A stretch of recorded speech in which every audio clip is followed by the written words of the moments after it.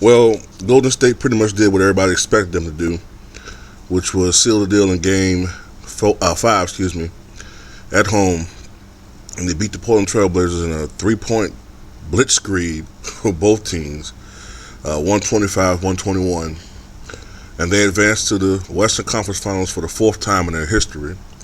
Of course, they did it last year in 2015. I think the two other times they did it, since they went to Golden State, I think two other times was in '75 when they faced the Washington Bullets, then the Bullets. That's probably the best Bullets team in their franchise history.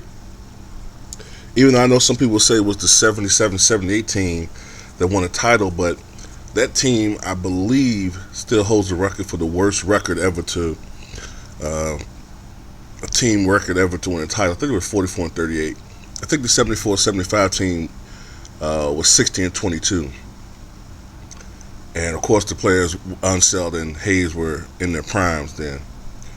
But they upsetted them. I think they swept them too in that finals. I think it was 4-0. Rick Barry won MVP honors.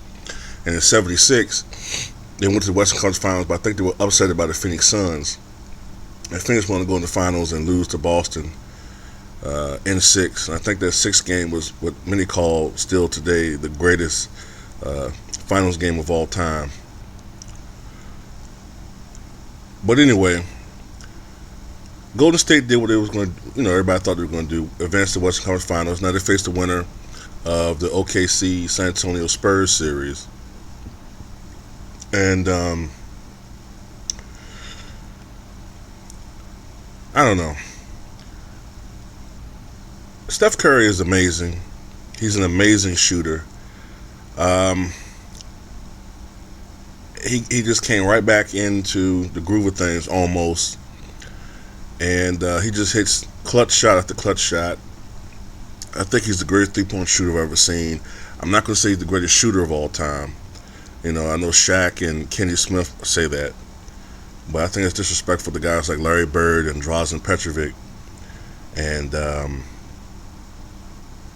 other guys like that, Steve Nash. I think it's disrespectful to them to say that he's the greatest shooter of all time quite yet. But really got nothing to say. I mean, I think that they had an easier path to the finals, Western Conference Finals, than the Spurs. And the easiest course to the Eastern to a conference finals, of course, is Cleveland. One thing that kind of irritated me about last night's game is the constant cheerleading by these announcers. Like, Klay Thompson had a big game last night. I think he hit like 5 or 6 3-pointers. No, he had 30.